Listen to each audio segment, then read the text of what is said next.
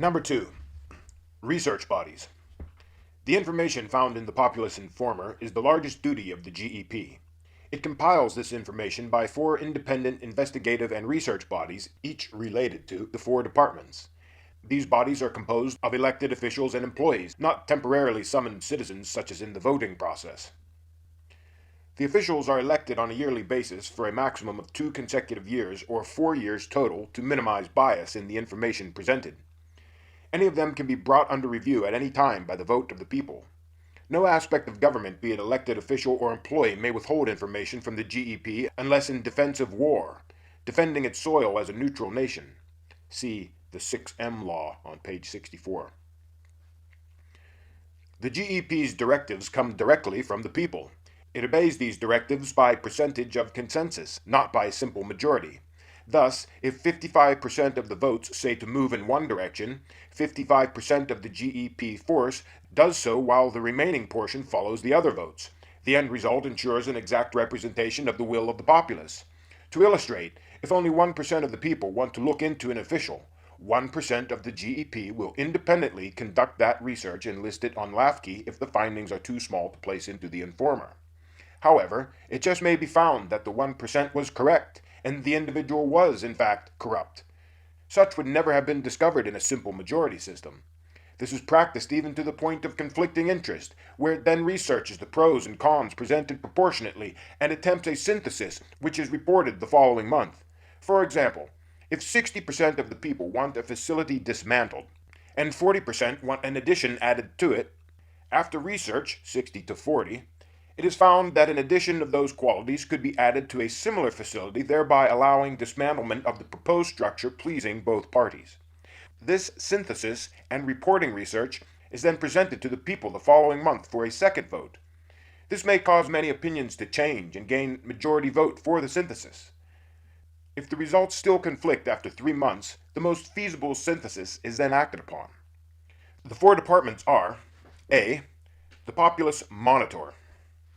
Stationed within the GEP, the Populus Monitor is responsible for writing the monthly reports on the present state of the Union and the current activities of all 4 departments at the federal, state, and local levels. It keeps a close eye on all department activities and their elected officials, and cannot be made to monitor private individuals. Each month, it collects the final consensus synopsis of each level, federal, state, local, and incorporates them into the Populus Informer, which is then immediately sent to the people. B. The Populus Investigator. The Populus Investigator operates out of the HVR. It is an investigative body representing justice. Unlike the CIA or FBI, it cannot enforce law. It can only release a report on its findings, which must then be acted upon by the local militia at the will of the populace. The Populus Investigator may also monitor private individuals at the direction of the people if suspected to be breaking laws. C. The Populus Researcher. Operating out of LAFKI, the Populus Researcher is directed by all the people in all of its activities. It is a scientific body researching all natural phenomena. It breaks down the knowledge filters which capitalism and separate government cause by withholding research. It further breaks them down by presenting all that is discovered, even if controversial, unlike many schools of thought who throw out or bury findings which do not fit into their accepted paradigm. This ever-growing body of free knowledge assists science to progress unimpeded. D. The Populus Inspector. Operating out of the PHMC and representing each individual concerned for their tax dollars, this branch regularly audits the other 3 departments, all populous facilities and assets for efficiency of operation and corruption. It also enforces and ensures accuracy of the reported true values of all systems, products, and facilities, public or private. It absorbs the present PCIE and ECIE, the President's Council on Integrity and Efficiency, and the Executive Council on Integrity and Efficiency, causing all Inspector Generals to become employed and appointed directly by the people. This eliminates the common bias of presidential appointment to such powerful positions. A position of this nature allowed to be chosen by one man with personal interest, possibly leading to the act of appointing one's friends to bias inspection of invested corporations and bring heat down upon one's competitors, is completely absurd. The interest of one man thus perverts all democracy, twisting the forces designed to protect the people into forces to protect himself. No thing affecting the populace will ever be chosen by one man in the individualistic society. Furthermore, no Inspector General may use apprehensive force unless warranted. This warrant will be given solely at the discretion of the populace. 3. The mechanics of individualistic direct democracy. Every adult citizen actively contributes to the GEP 1 day per year. Before explaining why, it must first be touched upon. Why society at all? Briefly, because nature is harsh when confronted one-on-one, and society makes life very simple.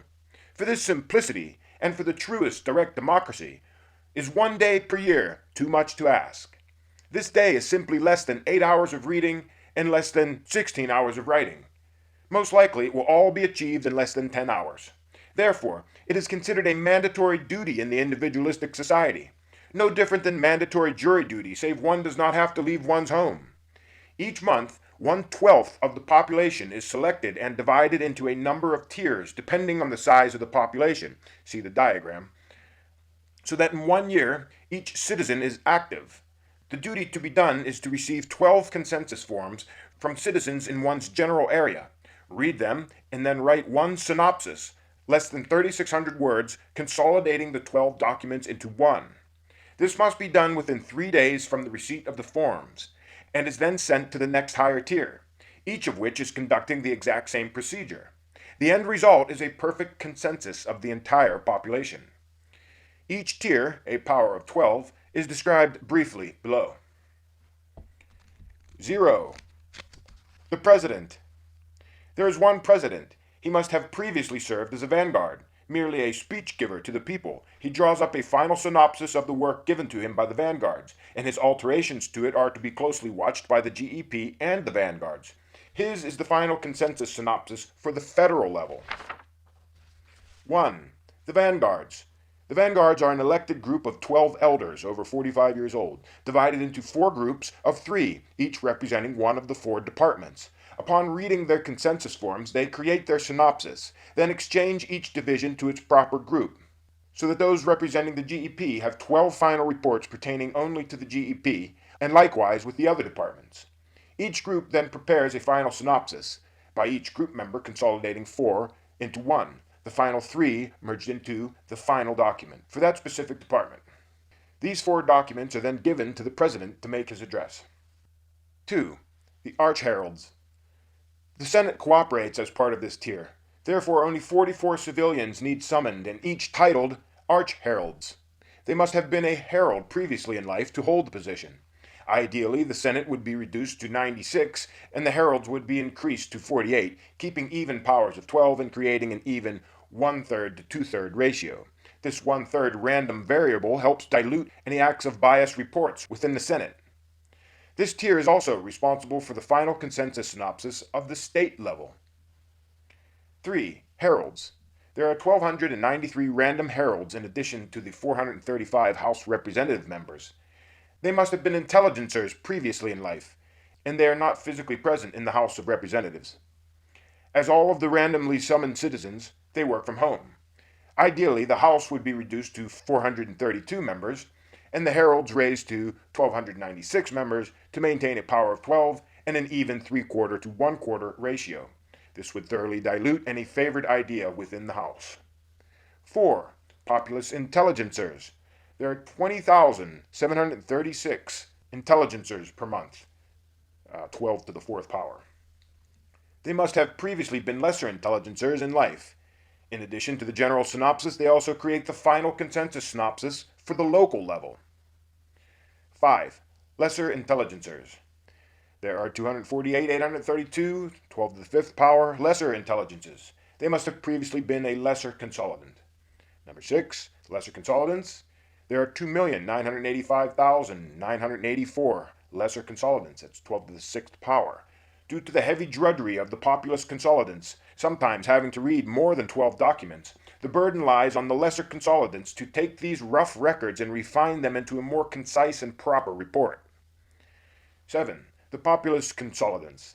There are ideally 35,831,808 populous consolidants, that'd be 12 to the 7th power. This tier only becomes necessary when a country's population reaches 47,775,744.